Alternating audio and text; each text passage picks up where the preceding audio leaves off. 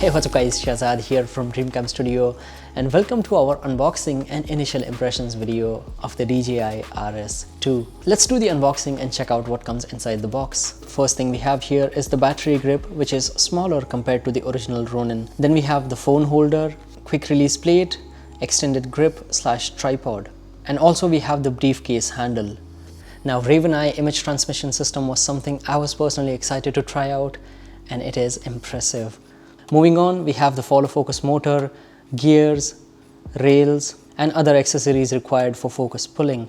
By the way, Pro Package does not come with DJI's 3D autofocus system, but it is something that we definitely want to try out. And finally, here we have the star of the show, DJI RS2. But we are not done just yet. On the other side, we have the camera control and HDMI cables. And here's the RS2 in all its glory, fully rigged up with Raven Eye, focus puller, and smartphone mount, etc. Now let's go through some specs real quick. RS2 is smaller and lighter compared to the original Ronin, but still has 12 hours of runtime and a payload capacity of around 4.5 kg.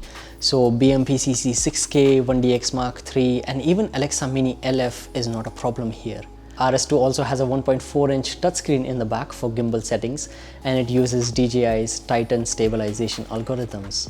First thing I instantly noticed after setting this up is how small and light it is compared to the Ronin S.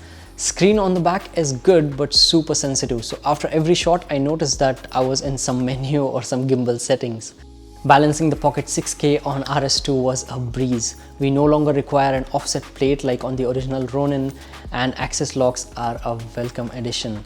Helps a lot while balancing. As far as the actual stabilization goes, we still have a lot of testing to do to determine how much better it is compared to the original Ronin, which is already a solid performer. Take a look at some samples shot on Pocket 6K and Sigma 18-35.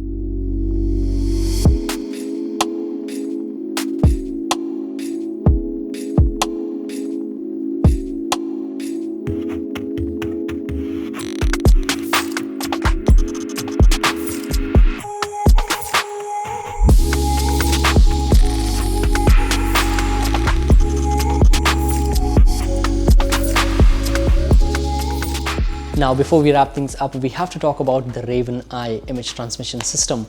First of all, I really like how everything fits and works together.